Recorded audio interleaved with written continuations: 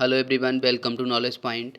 In class 12th NCERT chemistry, we are studying the chemical reactions of alcohols, and in this video lecture we are going to discuss the oxidation of alcohols. तो चलिए start करते हैं आज का video lecture from the chemical reaction of alcohol. तो आज जो discuss करेंगे आज की वीडियो लेक्चर में, सबसे पहले स्टार्ट करेंगे ऑक्सीडेशन ऑफ अल्कोहल से। ऑक्सीडेशन का मतलब क्या होता है? किसी भी रिएक्शन के थ्रू क्या करते हैं, जब भी आप कंपाउंड में ऑक्सीजन का एडिशन कराते हैं या हाइड्रोजन को रिमूव करते हैं, तो इस प्रोसेस को क्या कहते हैं? ऑक्सीडेशन। तो यहाँ पे क्या होने वाला है एल्कोहल्स के केस में? एल्कोहल्स के केस में क्या होगा? एल्कोहल्स आपको पता है 3 टाइप के होते हैं। एक तो 1 डिग्री एल्कोहल्स होते हैं, 2 डिग्री एल्कोहल्स होते हैं एंड 3 डिग्री एल्कोहल्स होते हैं। अब किसी भी एल्कोहल के ऑक्सीडेशन के लिए ज़रूरी है कि उसमें अल्फ़ा हाइड्रोजन प्रेजेंट हो। अल्फ़ा हाइड्रोजन क्या होता है? अल्फ़ा हाइड्रोजन, मान लीजिए आपके पास एक ये एल्कोहल गिवन है सी सिंगल बॉन्ड OH, ठीक है। अब जो ये हाइड्रोक्सिल ग्रुप आपका अटैच है जिस भी कार्बन के साथ, उस कार्बन के साथ जितने भी हाइड्रोजन अटैच होंगे वो सारे के सारे कहलाएंगे आपके अल्फ़ा हाइड्रोजन। और ये जो कार्बन है जो डायरेक्टली अटैच होता है किसी भी फंक्शनल ग्रुप से, उसको कहते हैं अल्फ़ा कार्बन। तो देखिए आप, let us consider a 1 degree alcohol. एक 1 डिग्री एल्कोहल ले लिया, तो 1 डिग्री एल्कोहल क्या होता है? 1 डिग्री एल्कोहल में क्या होगा? एक कार्बन होगा जिसके साथ OH ग्रुप अटैच होगा। अब ये 1 डिग्री एल्कोहल है, इसका मतलब क्या है? इस कार्बन के साथ सिंगल बॉन्ड के थ्रू एक कार्बन और अटैच हो सकता है। अटैच हो गया, आप बैलेंसी कंप्लीट कर लीजिए। इस कार्बन की 2 बैलेंसी कंप्लीट हैं, तो इसका मतलब इसके पास 2 हाइड्रोजन होंगे। तो यहाँ पे देखिए अल्फ़ा कार्बन कौन सा है? अल्फ़ा कार्बन ये है, और इस कार्बन के साथ एक कार्बन और अटैच है, तो इसका मतलब ये 1 डिग्री कार्बन है। और इस अल्फ़ा कार्बन के साथ जो ये हाइड्रोजन अटैच हैं, ये और ये दोनों क्या हैं? ये हैं अल्फ़ा हाइड्रोजन। तो ऑक्सीडेशन में क्या होगा? इन्हीं अल्फ़ा हाइड्रोजन का रिमूवल होता है और ऑक्सीजन का एडिशन होता है। तो देखिए सबसे पहले 1 डिग्री अल्कोहल में देखेंगे ऑक्सीडेशन प्रोसेस में क्या होता है।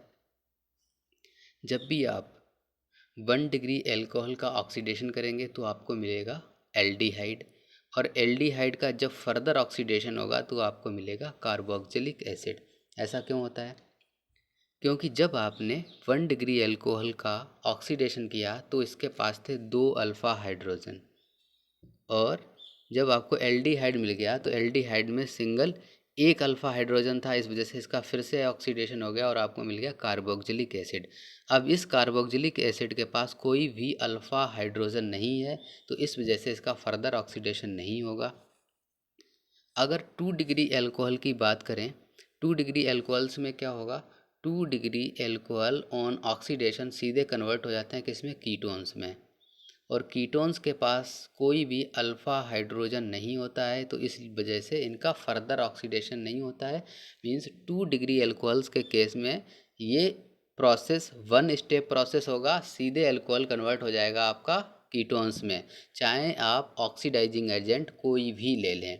अब 3 डिग्री एल्कोहल की बात करें तो 3 डिग्री एल्कोहल क्या होगा? ये रहा आपका कार्बन, कार्बन के साथ एक आपका OH ग्रुप अटैच है।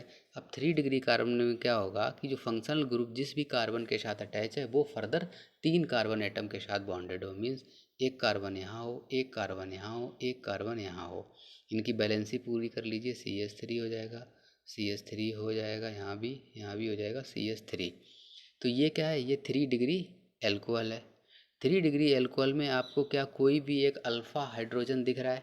यहाँ पे कोई भी, ये अल्फ़ा कार्बन है, इस कार्बन के साथ कोई भी हाइड्रोजन डायरेक्टली अटैच नहीं है। Means there is no alpha hydrogen present in 3 degree alcohol. That's why क्या होगा? 3 डिग्री एल्कोहल्स जो होंगे वो ऑक्सीडेशन शो नहीं करेंगे। मीन्स एट नॉर्मल कंडीशन पे क्या होगा? 3 डिग्री एल्कोहल का हम ऑक्सीडेशन नहीं कर सकते। बट क्या हो, कुछ रेयर कंडीशंस क्रिएट कर दी जाएँ या एक्सट्रीम कंडीशंस क्रिएट कर दी जाएँ, तो उस केस में 3 डिग्री एल्कोहल का क्या है? ऑक्सीडेशन हो जाएगा, बट नॉर्मली नहीं होगा। तो देखते हैं सबसे पहले क्या देखते हैं यहाँ पे कौन कौन से ऑक्सीडाइजिंग एजेंट हम लोग यूज़ कर सकते हैं। अब 1 डिग्री एल्कोहल को अगर कंसीडर करें तो यहाँ पे देखा था आपने कि जब फर्स्ट टाइम एल्कोहल का ऑक्सीडेशन होगा तो वो कन्वर्ट होगा आपका एल्डिहाइड में, और एल्डिहाइड का ऑक्सीडेशन होने के बाद ये कन्वर्ट होते हैं कार्बोक्सिलिक एसिड में। कुछ ऑक्सीडाइजिंग एजेंट ऐसे भी होते हैं जो अल्कोहल को 1 डिग्री एल्कोहल को सीधे कन्वर्ट कर देते हैं किसमें, कार्बोक्सिलिक एसिड में। मीन्स कि जो ये कन्वर्जन का प्रोसेस होता है वो इतनी फास्ट होता है, मीन्स जो एल्डिहाइड बन रहा होता है वो इतनी जल्दी डिसअपियर होता है कि आप आइडेंटिफाई उसको नहीं कर पाएंगे। तो ऐसा एज्यूम किया जाता है या ऐसा अपीयर होता है कि एल्कोहल डायरेक्टली किस में कन्वर्ट हो गया, कार्बोक्सिलिक एसिड में कन्वर्ट हो गया। वो ऑक्सीडाइजिंग एजेंट कौन कौन से होते हैं, एक तो एसिडिक KMnO4। अगर आप यहाँ पे ऑक्सीडाइजिंग एजेंट एसिडिक KMnO4 ले लेंगे तो क्या होगा, तो आपका जो 1 डिग्री एल्कोहल है वो सीधे कन्वर्ट हो जाएगा कार्बोक्सिलिक एसिड में। दूसरा आप ले सकते हैं यहाँ पे H2CrO4। H2CrO4 को कहते हैं chromic acid. Chromic acid, chromic acid बनता कैसे है, जब आप Na2CO3 CO3 नहीं Na2Cr2 Na2Cr2O7 plus H2SO4 plus क्या करते हैं, इसकी रिएक्शन कराते हैं वाटर के साथ, तो आपको मिलता है H2CrO4 क्रोमिक एसिड मिलता है। क्रोमिक एसिड की प्रेजेंस में जब भी आप 1 डिग्री एल्कोहल की रिएक्शन कराएंगे तो आपको क्या मिलेगा, एल्कोहल से सीधे मिलेगा कार्बोक्सिलिक एसिड। दूसरा CrO3 प्लस CH2Cl2 की प्रेजेंस में अगर ये रिएक्शन होती है तो आपको एल्कोहल से एल्डिहाइड मिलेंगे और एल्डिहाइड्स का फर्दर ऑक्सीडेशन प्रिवेंट हो जाता है, मींस फर्दर ऑक्सीडेशन नहीं होता है। तो अगर आपको एल्कोहल से एल्डिहाइड बनाने हैं तो आप ऑक्सीडाइजिंग एजेंट की यूज़ कीजिए CrO3 means chromium anhydride plus CH2Cl2। इस ऑक्सीडाइजिंग एजेंट का यूज़ कीजिए तो आपको अल्कोहल से सीधे एल्डिहाइड मिल जाएंगे। अगर आपको अल्कोहल से सीधे कार्बोक्सिलिक एसिड पे जाना है तो आप यूज़ कीजिए H2CrO4 या एसिडिक KMnO4। ठीक है। और बात करें अगर 2 डिग्री अल्कोहल्स की, तो 2 डिग्री अल्कोहल्स का ऑक्सीडेशन सीधे कीटोन्स में ही होता है, तो वहाँ पे कोई भी ऑक्सीडाइजिंग एजेंट आप यूज़ कर लें तो वहाँ पे कोई फ़र्क नहीं पड़ने वाला है, आपको कीटोन्स ही मिलने वाले हैं अल्टीमेटली। मैकेनिज्म देखते हैं कि ये रिएक्शन किस तरह से कैरीड आउट होती है। इस ऑक्सीडेशन की प्रोसेस को डिहाइड्रोजिनेशन भी कहते हैं। क्यों कहते हैं डिहाइड्रोजिनेशन, क्योंकि आपने पढ़ा था कि जब भी हाइड्रोजन का रिमूवल होगा या ऑक्सीजन का एडिशन होगा तो प्रोसेस कहलाती है आपकी ऑक्सीडेशन। हाइड्रोजन का रिमूवल हो रहा है तो इसकी वजह से इसको कहते हैं डिहाइड्रोजिनेशन। मैकेनिज्म देखते हैं। आपने क्या किया, सबसे पहले एक अल्कोहल ले लीजिए। एल्कोहल में एक OH ग्रुप होगा, OH, और कार्बन है, कार्बन के साथ एक अल्फा हाइड्रोजन है। यहाँ पे वही चीज़ें दिखाई गई हैं जिनका रिएक्शन में यूज होने वाला है। बाकी ये सिंगल बॉन्ड के साथ आप कुछ भी लगा सकते हैं, हाइड्रोजन लगा सकते हैं, CH3 लगा सकते हैं, कुछ भी लगा दीजिए यहाँ पे। तो आपने ये ले लिया एक एल्कोहल। ये एल्कोहल क्या करता है, रिएक्शन करता है, किसके साथ रिएक्शन करेगा, ये करेगा आपका क्रोमिक एसिड के साथ रिएक्शन। क्रोमिक एसिड आपने ये ले लिया और ये है आपका एल्कोहल। क्रोमिक एसिड का फार्मूला क्या था, H single bond O single bond Cr double bond O double bond O single bond O single bond H।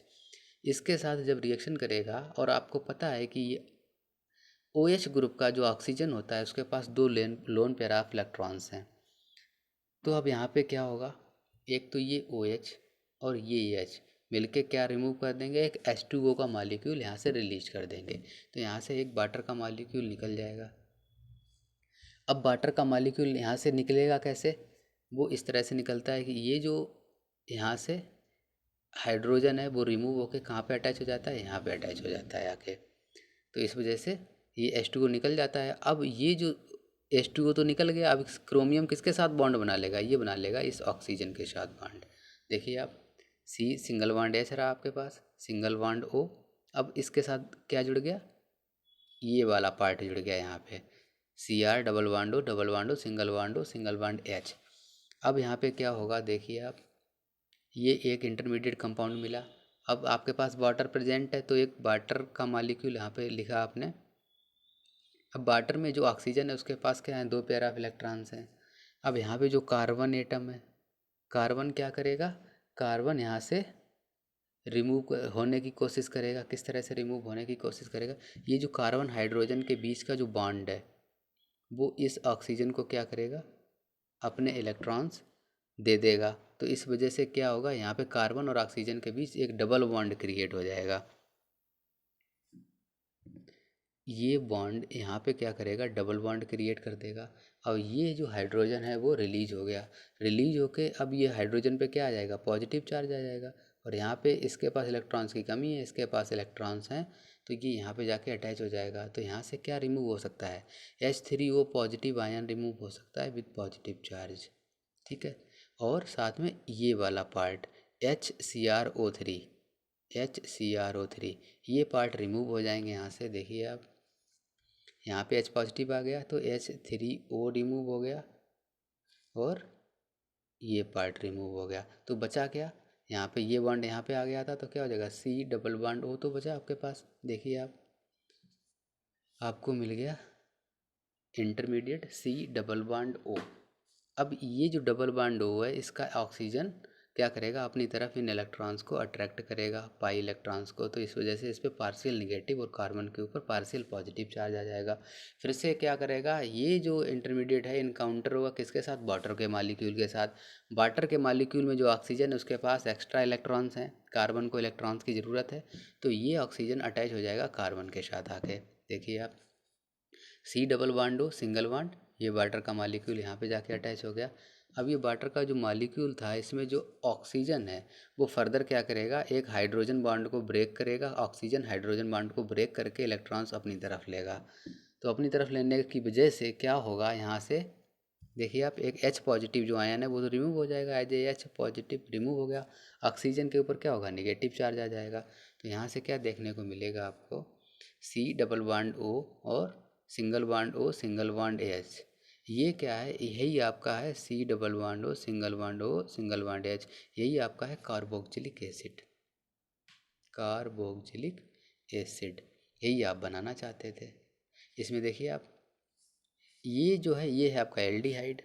तो आपने कुछ स्पेसिफिक रीजेंट लिया जिससे आपको एल्डिहाइड ही बनाना है। तो एल्डिहाइड किस केस में बन रहा था, देखिए आप यहाँ पे क्या बताया था आपको, कि जब भी आप यूज करेंगे CrO3 प्लस CH2Cl2 का मिक्सचर, तो आपको एल्कोहल से एल्डिहाइड मिलेगा और आगे फर्दर रिएक्शन नहीं होगी।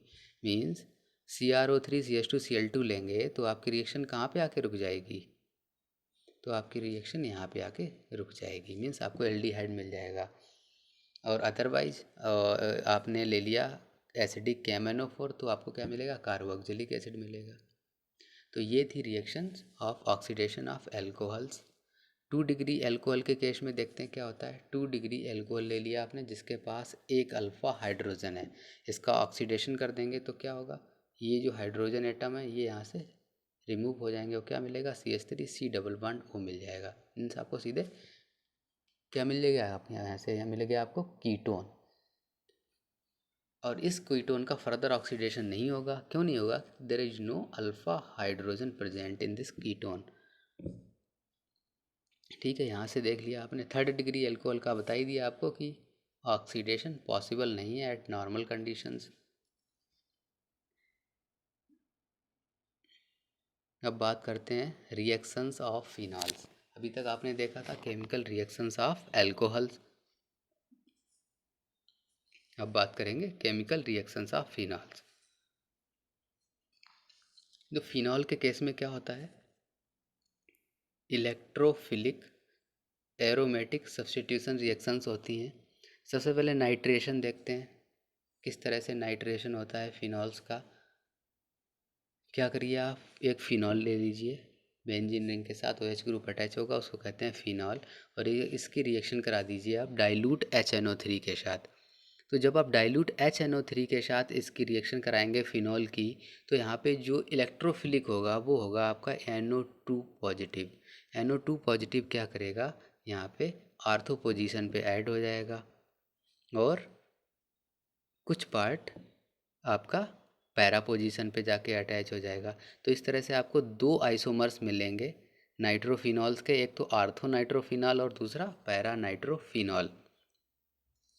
तो जब भी आप नाइट्रेशन करेंगे फिनॉल्स का in the presence of dilute HNO3, तो आपको नाइट्रोफिनॉल के दो आइसोमर्स मिलेंगे, एक मिलेगा आपको आर्थो नाइट्रोफिनॉल, दूसरा मिलेगा आपको पैरा नाइट्रोफिनॉल।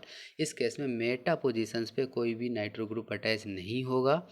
अब ये जो आपको मिक्सचर मिला है इसको आप सेपरेट आउट कर सकते हैं, आर्थो नाइट्रोफिनॉल को और पैरा नाइट्रोफिनॉल को, और ये सेपरेट किया जाता है by using the steam distillation method. Steam distillation method में एक्चुअल में होता क्या है, जो ऑर्थो पोजीशन या आप कह सकते हैं ऑर्थो नाइट्रोफिनॉल है, उसके अंदर होता है intra molecular hydrogen bonding. Intra molecular hydrogen bonding का मतलब है कि जो मॉलिक्यूल के विदिन में हाइड्रोजन होते हैं वो ऑक्सीजन के साथ हाइड्रोजन बॉन्ड क्रिएट करते हैं। ठीक है, तो इस वजह से ये इनके बीच जो बॉन्डिंग वो थोड़ी सी स्ट्रांग होती है, और इनका जो मेल्टिंग पॉइंट है, आप कह सकते हैं जो वोलाटाइल होते हैं वो हाई टेम्परेचर पे वोलाटाइल होंगे। और जो पैरा आइसोमर होता है नाइट्रोफिनॉल का, वो कम टेम्परेचर पे ही वोलाटाइल हो जाता है, क्योंकि इनके बीच होती है inter molecular hydrogen bonding. Means दो डिफरेंट डिफरेंट मालिक्यूल होंगे, उनके बीच हाइड्रोजन बॉन्ड क्रिएट हो रहा होगा, तो इस वजह से ये लेस वोलाटाइल होंगे। तो जब भी आप कैरीड आउट करेंगे स्टीम डिस्टिलेशन, तो क्या होगा, स्टीम डिस्टिलेशन के केस में क्या होगा, इसका क्या है, बॉइलिंग पॉइंट हाई है, या आप कह सकते हैं ये हाई टेम्परेचर पे वोलाटाइल होगा, ये लो टेम्परेचर पे वोलाटाइल होगा। तो ये पहले वोलाटाइल हो जाएगा, ये आपका बाद में वोलाटाइल होगा। इस तरह से आपके दोनों सेपरेट आउट हो जाते हैं by using the steam distillation method. अब बात आती है कि ये जो इलेक्ट्रोफाइल है वो ऑर्थो और पैरा पोजीशन पे ही जाके क्यों ऐड होते हैं, वो मेटा पोजीशन को क्यों नहीं ऑक्यूपाई करते हैं, मेटा पोजीशन के साथ बॉन्ड क्यों नहीं क्रिएट करते हैं। तो इसके पीछे है रेजोनेंस ऑफ बेंजीन रिंग। तो देखते हैं, पिछले वीडियो लेक्चर में भी देखा था कि किस तरह से बेंजीन रिंग में जो रेजोनेंस किस तरह से अकर्ड होता है। तो देखते हैं, सबसे पहले मैकेनिज़्म समझते हैं कि इस तरह की जब भी फिनॉल की रिएक्शंस होती हैं इलेक्ट्रोफिलिक एरोमेटिक सब्स्टिट्यूशन के केस में, तो वो किस तरह से कैरीड आउट होती हैं। मैकेनिज़्म देखते हैं, चलिए। इलेक्ट्रोफिलिक एरोमेटिक सब्स्टिट्यूशन की क्या करिए, आपने ले लिया फिनॉल, ठीक है। फिनॉल के साथ ये बेंजीन रिंग है, बेंजीन रिंग के साथ आपका ग्रुप अटैच है OH। अब OH ग्रुप का जो ऑक्सीजन है उसके पास हैं दो पेयर ऑफ इलेक्ट्रॉन्स हैं, ठीक है। अब इस ऑक्सीजन की टेंडेंसी होती है अपना इलेक्ट्रॉन्स को बेंजीन रिंग की तरफ थ्रो करने की। तो इस टेंडेंसी की वजह से ये ऑक्सीजन अपने इलेक्ट्रॉन्स बेंजीन रिंग की तरफ क्या करेगा, थ्रो करेगा। यहाँ से अपने इलेक्ट्रॉन्स उसने थ्रो कर दिए, तो यहाँ पे क्या होगा, एक डबल बॉन्ड क्रिएट होगा। देखिए आप, इस ऑक्सीजन ने क्या किया, अपने जो इलेक्ट्रॉन्स हैं उनको थ्रो कर दिया बेंजीन रिंग के पास, तो यहाँ पे क्या हो गया, एक डबल बॉन्ड क्रिएट हो गया, और ऑक्सीजन के ऊपर एक पॉजिटिव चार्ज आ गया, सिंगल बॉन्ड H लगा ही हुआ है। ये बात क्लियर हो गई। अब क्या होगा, जो ये डबल बॉन्ड है यहाँ पे, ये क्या करेगा, ये आपका आर्थो पोजीशन पे अटैक करेगा। तो इस वजह से ये डबल बॉन्ड यहाँ का बैनिश हो जाएगा, और यहाँ पे एक निगेटिव चार्ज आ जाएगा। तो आर्थो पोजीशन पे आपने देखा क्या आ गया, निगेटिव चार्ज आ गया। अब ये निगेटिव चार्ज क्या करेगा, यहाँ पे अटैक करेगा, या यहाँ पे अपने इलेक्ट्रॉन्स को डोनेट करेगा, तो यहाँ पे एक बॉन्ड क्रिएट करेगा। तो इस वजह से अब क्या हो गया, यहाँ पे एक डबल बॉन्ड क्रिएट हो जाएगा इस पोजीशन पे। आर्थो वाला ये जो डबल बॉन्ड था वो हट गया, अब बॉन्ड कहाँ पे आ गया, डबल बॉन्ड ये आ गया। अब ये डबल बॉन्ड आ गया, तो ये बॉन्ड क्या करेगा, अपने इलेक्ट्रॉन्स इधर सेंड कर देगा, कहाँ पे, मेटा पोजीशंस पे। तो मेटा पोजीशन पे जब इसी इलेक्ट्रॉन सेंड करेगा, देखिए अब कैसे होगा, यहाँ पे था बॉन्ड हटा, यहाँ पे डबल बॉन्ड क्रिएट हुआ, डबल बॉन्ड क्रिएट हुआ। अब इसके साथ जो यहाँ पे बॉन्ड ऑलरेडी क्रिएट था, वो बॉन्ड अपने इलेक्ट्रॉन्स कहाँ पे दे देगा, पैरा पोजीशंस पे दे देगा। तो पैरा पोजीशन पे क्या होगा, इलेक्ट्रॉन्स की डेंसिटी इंक्रीज होगी, बट यहाँ पे मेटा पोजीशंस पे कुछ नहीं होगा। क्यों नहीं होगा, समझ लिया आपने। देखा आपने, यहाँ पे बॉन्ड था, आर्थो पोजीशन पे क्या हुआ, इलेक्ट्रॉन डेंसिटी बढ़ी। आर्थो पोजीशन पे इलेक्ट्रॉन डेंसिटी बढ़ने की वजह से क्या हो गया, जो ये डबल बॉन्ड था यहाँ पे वो क्या होगा, वो आगे शिफ्ट हो जाएगा, ये वाला डबल बॉन्ड देखिए आप, यहाँ पे आ जाएगा, यहाँ पे नेगेटिव चार्ज क्रिएट करेगा, और ये वाला यहाँ पे नेगेटिव चार्ज क्रिएट करेगा। तो नेगेटिव चार्ज कहाँ पे आया, यहाँ पे आया। और कहाँ पे देखने को मिला था, यहाँ पे देखने को मिला था। यहाँ कोई भी नेगेटिव चार्ज आपको देखने को मिलेगा नहीं, देखने को मिलेगा। फिर क्या होगा, देखिए अब ये नेगेटिव चार्ज क्या करने वाला है, ये नेगेटिव चार्ज यहाँ पे बॉन्ड क्रिएट करेगा। अब यहाँ पे बॉन्ड आ जाएगा, और ये बॉन्ड क्या करेगा, यहाँ पे नेगेटिव चार्ज क्रिएट करेगा। तो इस तरह से ये रेजोनेंस का स्ट्रक्चर ऐसे ऐसे रोटेट होता रहता है। फाइनली क्या होगा, ये नेगेटिव चार्ज क्या करेगा, यहाँ पे आके बॉन्ड क्रिएट करेगा, और ऑक्सीजन के पास जो ये इलेक्ट्रॉन्स डोनेट कर रखे थे ऑक्सीजन ने, वो अपने वापस ले लेगा यहाँ से। तो फिर से ये आपको मिल जाएगा OH, और ये बॉन्ड्स रोटेट हो जाएंगे। तो रेजोनेंस के केस में क्या हो रहा है, एक्चुअल में हो ये रहा है, अगर इस तरह से बॉन्डिंग है फिनॉल में, तो ये क्या है, ये बॉन्ड्स आपके रोटेट होते रहेंगे। ये इस तरह से होंगे, फिर यहाँ पे अल्टरनेट, और ये इस तरह से OH। इससे और इसके बीच में ये ट्रांजिशन चलता रहता है। इसी वजह से यहाँ पे सर्कल भी बना देते हैं कई बार। तो इस रेजोनेटिंग स्ट्रक्चर की वजह से आपने क्या देखा कि कौन कौन सी वो दो पोजीशंस हैं जहाँ पे इलेक्ट्रॉन डेंसिटी इंक्रीज हुई। ये रही आपकी बेंजीन रिंग, ये है आपकी ऑर्थो पोजीशन, ये आपकी मेटा पोजीशन, ये है आपकी पैरा पोजीशन। आपने देखा ऑर्थो पोजीशन पे इलेक्ट्रॉन की डेंसिटी इंक्रीज हुई, मेटा पोजीशन पे कोई फ़र्क नहीं पड़ा, और पैरा पोजीशन पे क्या हुआ, इलेक्ट्रॉन डेंसिटी इंक्रीज हुई। अब अगर आपके पास कोई एक इलेक्ट्रोफाइल प्रेजेंट है, इलेक्ट्रोफाइल के पास क्या इलेक्ट्रॉन्स की कमी होती है, तो ये कहाँ पे जाता है, जहाँ पे इलेक्ट्रॉन्स की अधिकता हो, मीन्स ज़्यादा इलेक्ट्रॉन हो, वहाँ पे जाके ये अटैक करेगा। तो अब आपको इलेक्ट्रॉन की डेंसिटी कहाँ कहाँ ज़्यादा मिली, आर्थो पोजीशन पे मिली और पैरा पोजीशन पे मिली। इलेक्ट्रोफाइल अब कहाँ पे अटैच हो सकता है, एक तो आर्थो पोजीशन पे जाके अटैच होगा, दूसरा पैरा पोजीशन पे जाके अटैच होगा। क्या मेटा पोजीशन पे ये अटैच होगा, आंसर है नो, ये मेटा पोजीशन पे अटैच नहीं होगा, क्योंकि in the resonating structure of benzene there is no increase of electron density at the meta positions. तो इस वजह से जो ये इलेक्ट्रोफाइल है वो हमेशा आर्थो और पैरा पोजीशंस पे ही अटैच होता है। तो जब आपने क्या किया था, फिनॉल की रिएक्शन कराई थी डाइल्यूट HNO3, तो डाइल्यूट HNO3 से जब रिएक्शन हो रही थी, तो यहाँ पे आपको जो इलेक्ट्रोफाइल मिला था वो था NO2 पॉजिटिव। तो ये NO2 पॉजिटिव कहाँ अटैच होगा, एक तो आर्थो पोजीशन पे अटैच होगा, दूसरा पैरा पोजीशन पे जाके अटैच होगा। देखिए आप, वही तो मिले थे आपको, क्या क्या कंपाउंड मिले थे आपको, आर्थो नाइट्रोफिनॉल और पैरा नाइट्रोफिनॉल, यही दो कंपाउंड मिले हुए हैं, और इनको हम by using the steam distillation separate out कर लेते हैं। अब इन दोनों कंपाउंड्स में भी जो पैरा पोजीशन पे लगा हुआ है electrophile, due to symmetry of this structure, तो ये आपको मिलेगा मेजर क्वांटिटी में, और ये मिलेगा आपको माइनर क्वांटिटी में। ठीक है, इसकी जो मात्रा होगी वो ज़्यादा होगी, इसकी कम होगी। ये बात भी समझ ली, मैकेनिज्म देख ली इसकी। अब यहीं अगर फिनॉल की रिएक्शन करा देते हैं कंसनट्रेटेड HNO3 की in the presence of H2SO4, तो उस केस में क्या मिलेगा, जो आपका इलेक्ट्रोफाइल है वो दोनों की दोनों आर्थो पोजीशंस को ऑक्यूपाई कर लेगा, और पैरा पोजीशन को ऑक्यूपाई कर लेगा, एक्सेप्ट द मेटा पोजीशंस। तो इस कंपाउंड को क्या कहेंगे, जब कंसनट्रेटेड HNO3 के साथ फिनॉल की रिएक्शन हो रही है, तो आपको कुछ इस तरह का कंपाउंड देखने को मिलेगा। सारी की सारी para positions and ortho positions are occupied. तो यहाँ पे इसको कहते हैं पिक्रिक एसिड, और इसका नाम और क्या हो सकता है, 2,4,6 ट्राई नाइट्रोफिनॉल। क्योंकि पोजीशंस कैसे डिफाइन होती हैं, ये जहाँ पे OH ग्रुप अटैच है उसको 1 नंबर मानते हैं, 1 नंबर, 2, 3, 4, 5, 6। तो आपका जो इलेक्ट्रोफाइल है कहाँ कहाँ अटैच है, वो आपका अटैच है 2 नंबर पे, 4 नंबर पोजीशन पे एंड 6 नंबर पोजीशन पे।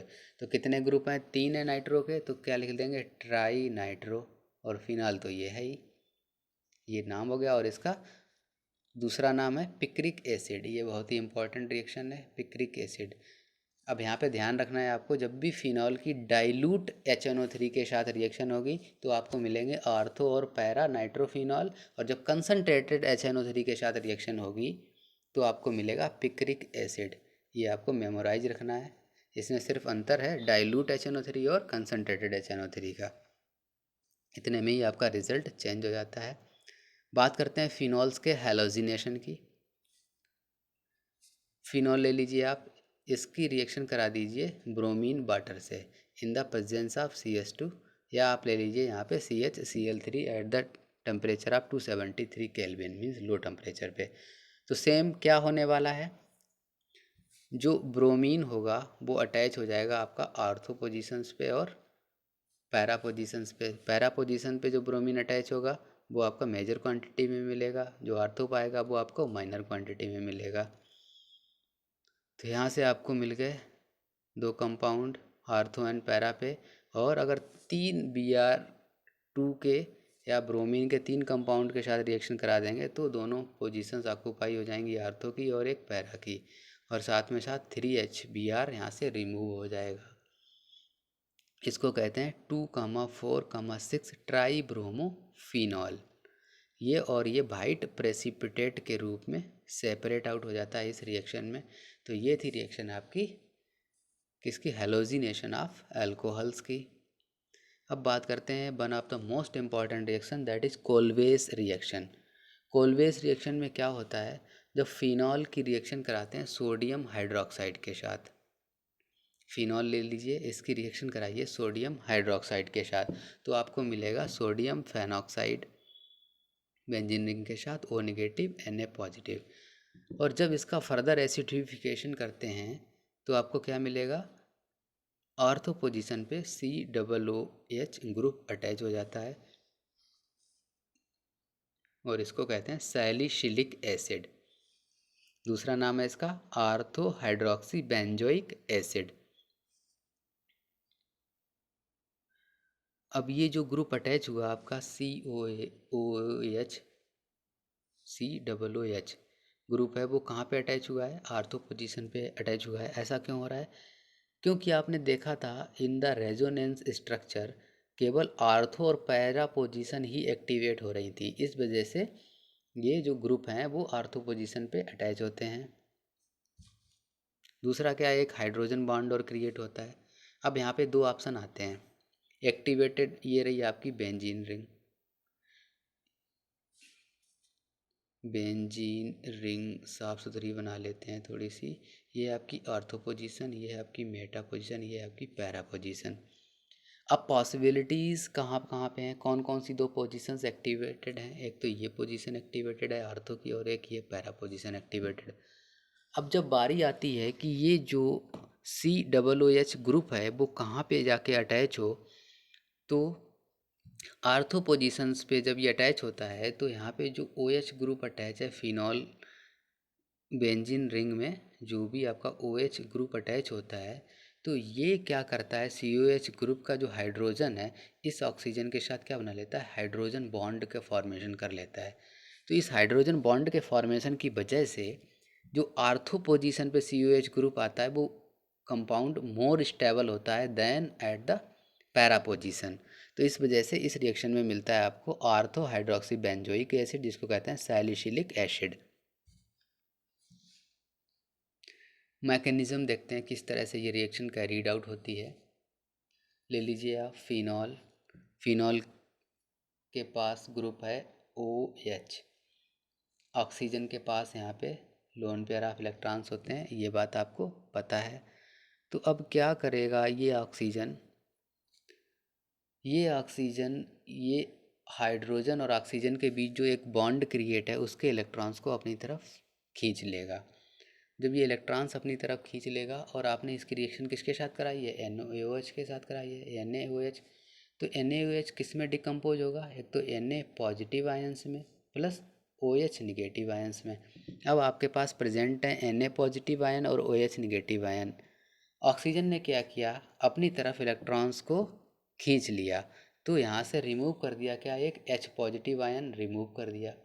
अब H पॉजिटिव आयन रिमूव कर दिया मीन्स हाइड्रोजन के पास इलेक्ट्रॉन्स की कमी है, और यहाँ पे हाइड्रोक्सिल जो ग्रुप है OH निगेटिव, इसके पास इलेक्ट्रॉन ज़्यादा है, तो ये पॉजिटिव निगेटिव आपस में मिलके क्या रिमूव कर देंगे, एक वाटर का मॉलिक्यूल रिमूव कर देंगे, -H2O यहाँ से हो जाएगा। तो यहाँ से ये निकल गया, तो क्या बचा, बेंजीन रिंग के पास एक ऑक्सीजन बचा जिसके ऊपर एक निगेटिव चार्ज है।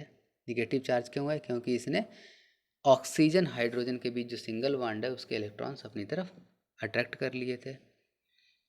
अब ये जो ऑक्सीजन है इसकी टेंडेंसी होगी अपने इलेक्ट्रॉन्स को थ्रो करने की, किसकी तरफ, बेंजीन रिंग की तरफ थ्रो करने की।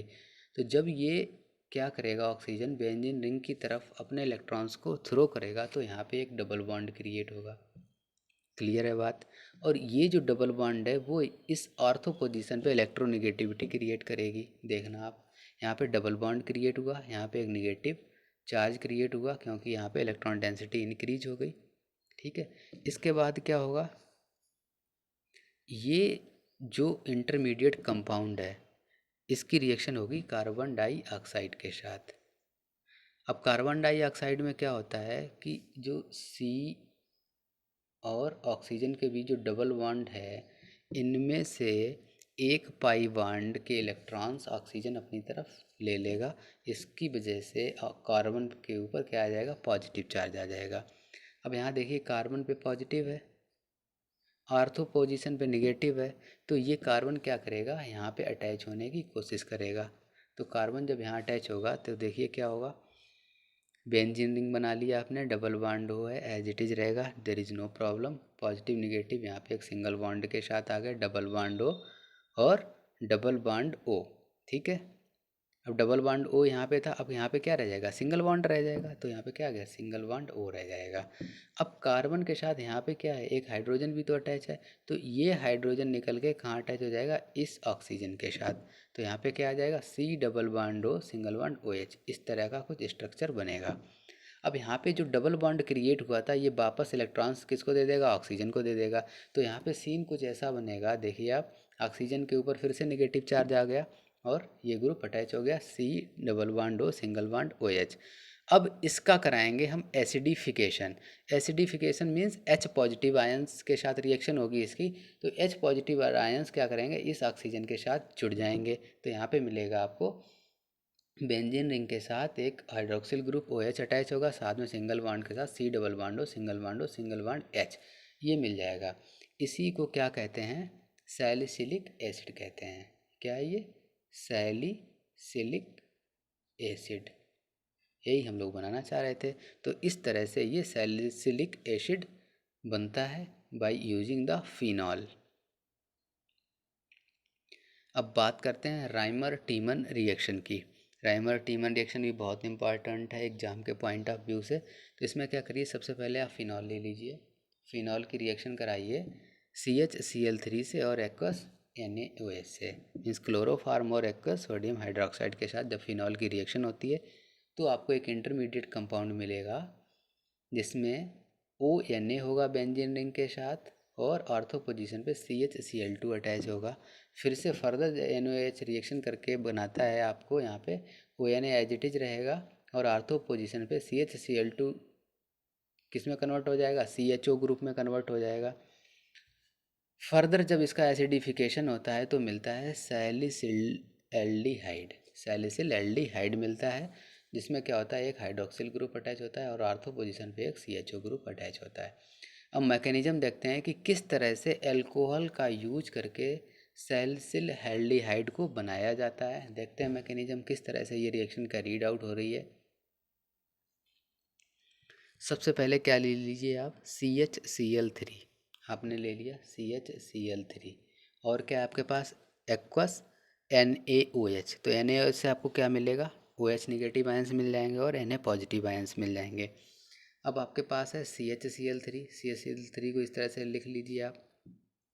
यहाँ से क्या करिए, कार्बन और हाइड्रोजन के बीच का बॉन्ड ब्रेक होगा, कार्बन अपनी तरफ इलेक्ट्रॉन्स को खींचेगा तो यहाँ से रिमूव होगा H पॉजिटिव। अब OH निगेटिव और H पॉजिटिव मिलके एक बनाते हैं वाटर का मॉलिक्यूल, यहाँ से एक वाटर का मॉलिक्यूल रिमूव हो जाएगा। वाटर का मॉलिक्यूल रिमूव हो गया तो यहाँ पे क्या बचा, C और C के साथ 3 क्लोरीन अटैच हैं, यही तो बचा। अब इसने बॉन्ड अपनी तरफ इलेक्ट्रॉन्स खींचे थे, इस वजह से कार्बन के ऊपर क्या आएगा, निगेटिव चार्ज आ जाएगा। ये देखिए आप, कार्बन के ऊपर कैसा चार्ज आ गया, निगेटिव चार्ज आ गया। अब यहाँ से देखिए, ये जो कार्बन और क्लोरीन के बीच का जो बॉन्ड है, क्लोरीन क्या करेगा, ये अपने इलेक्ट्रॉन्स लेके यहाँ से लीव कर देगा इस ग्रुप को। तो यहाँ पे क्या आ जाएगा, CCl निगेटिव चार्ज हट गया क्योंकि क्लोरीन यहाँ से रिमूव हो गया। तो यहाँ बना आपका CCl2 और साथ में 2 कार्बन के पास इलेक्ट्रॉन्स होंगे। यहाँ से CCl2 बन गया जिसका नाम है डाईक्लोरोकार्बिन। क्या कहते हैं इसको? डाईक्लोरोकार्बिन। अब आप फिनॉल्स की साइड देखिए, उधर क्या हो रहा है। फिनॉल्स में सेम प्रोसेस हो रहा होगा। OH ग्रुप अटैच है, ऑक्सीजन अपनी तरफ इलेक्ट्रॉन्स को खींचेगा, H पॉजिटिव निकलेगा, OH निगेटिव साथ मिलके ये वाटर का मॉलिक्यूल को निकालेंगे। तो यहाँ से ऑक्सीजन के ऊपर एक निगेटिव चार्ज आ जाएगा। ऑक्सीजन क्या करेगा, अपने इलेक्ट्रॉन्स को बेंजीन रिंग की तरफ थ्रो करेगा, तो ऑक्सीजन के साथ डबल बॉन्ड क्रिएट हो जाएगा और ये डबल बॉन्ड ऑर्थो पोजीशन पे एक निगेटिव चार्ज क्रिएट करेगा। फिर अब देखिए, आप यहाँ पे ऑर्थो पोजीशन पे एक निगेटिव चार्ज आ गया। इस कार्बन के ऊपर क्या था, 2 इलेक्ट्रॉन्स अवेलेबल हैं। इसके पास इलेक्ट्रॉन्स अवेलेबल हैं, यहाँ पे इलेक्ट्रॉन्स की क्या है, अधिकता है। तो ये क्या करेगा, अपने इलेक्ट्रॉन्स को देने की कोशिश करेगा। किसको देने की कोशिश करेगा? कार्बन को, क्योंकि कार्बन के पास 2 इलेक्ट्रॉन है और चाहिए कितने कार्बन को इलेक्ट्रॉन। कार्बन की वैलेंसी होती है, कार्बन का एटॉमिक नंबर है 6, तो 2, 4। तो इसको ऑक्टेट कंप्लीट करने के लिए कितने इलेक्ट्रॉन्स की ज़रूरत है? 4 इलेक्ट्रॉन्स की ज़रूरत है। इसके पास अभी हैं कितने इलेक्ट्रॉन्स? 2 इलेक्ट्रॉन्स हैं। तो अब कितने इलेक्ट्रॉन्स इसको जो चाहिए, अब इसको 2 इलेक्ट्रॉन्स और चाहिए। तो देखिए, आप 2 इलेक्ट्रॉन जो इसको चाहिए वो कौन देगा? वो ये बेंजीन रिंग पे इलेक्ट्रॉन डेंसिटी ज़्यादा है, ये यहाँ के इलेक्ट्रॉन्स यहाँ पे आ सकते हैं। तो ये ग्रुप क्या करेगा, यहाँ पे जाके अटैच हो जाएगा। तो अटैच कर दीजिए, देखिए क्या होगा, क्या होने वाला है। बेंजीन रिंग बना लिया आपने इस तरह से, बेंजीन रिंग क्रिएट होगी, डबल बॉन्ड 2 है और ये ग्रुप आके यहाँ पे CCl2 अटैच हो गया। अब देखिए, सबसे इम्पॉर्टेंट थिंग क्या होने वाला है। अब यहाँ से जब ये अटैच हो गया, तो अब इसको सिंप्लीफाइड फॉर्म में लिखें तो ये जो डबल बॉन्ड क्रिएट किया था ऑक्सीजन ने, ये वापस अपनी तरफ इलेक्ट्रॉन्स को खींच लेगा। इसने क्या किया, वापस अपने इलेक्ट्रॉन्स को खींच लिया। तो यहाँ पे निगेटिव चार्ज आ जाएगा और ये ग्रुप ऐसे ही एज इट इज अटैच रहेगा। तो इसको सिंप्लीफाइड फॉर्म में कैसे लिख सकते हैं, CHCl2 और यहाँ पे ऑक्सीजन के ऊपर निगेटिव चार्ज और बॉन्ड वैसे रिक्रिएट हो गए। अब यहाँ से देखिए, आप आगे फर्दर प्रोसेस क्या होता है। अब यहाँ पे 2 क्लोरीन के एटम है, अब इसकी रिएक्शन करा दीजिए आप 2NaOH के साथ। अब यहाँ से 2 क्लोरीन को आप रिमूव करिए और 2 OH को आप अटैच कर दीजिए। यहाँ पे 2 क्लोरीन आपके रिमूव हो गए अपने अपने इलेक्ट्रॉन्स को लेके, Cl नेगेटिव अटैच हो गए, OH नेगेटिव देखिए, और ऑक्सीजन के ऊपर एक निगेटिव चार्ज है। अब जब 2 हाइड्रोक्सिल ग्रुप अटैच हुए यहाँ पे, तो अब रिमूव करिए यहाँ से एक वाटर के मॉलिक्यूल को। एक वाटर का मॉलिक्यूल यहाँ से रिमूव होगा। तो यहाँ पे क्या बचा, सिंगल बॉन्ड CHO ही तो बचा, सिंगल बॉन्ड CHO और सिंगल बॉन्ड के साथ O निगेटिव है। अब इसका करिए आप एसिडिफिकेशन। एसिडिफिकेशन किसकी प्रेजेंस में होता है, H पॉजिटिव आयंस के प्रेजेंस में होता है। तो H पॉजिटिव आयंस इस ऑक्सीजन के साथ अटैच हो जाएंगे। तो आपको क्या मिल जाएगा, ये बेंजीन रिंग के साथ एक OH ग्रुप मिल गया आपको और साथ में CHO ग्रुप आर्थो पोजीशन में मिल गया। इसको क्या कहते हैं, सैलिसिल एल्डिहाइड कहते हैं। तो यही आपको बनाना था। ये थी मैकेनिज्म आपकी सैलिसिल एल्डिहाइड बनाने की। तो ये थी रिएक्शंस आपकी एल्कोहल्स और फिनॉल्स की विद मैकेनिज्म्स। तो ये पार्ट आपका कंप्लीट हो गया है। आज के वीडियो लेक्चर में इतना ही, और नेक्स्ट वीडियो लेक्चर में हम लोग देखेंगे ईथर्स, कैसे ईथर्स को प्रिपेयर करते हैं और उनकी फिजिकल प्रॉपर्टीज़ क्या हैं, केमिकल प्रॉपर्टीज़ क्या हैं। इसके बाद आपका चैप्टर जो भी है ऑलमोस्ट फिनिश हो जाएगा। Thank you so much.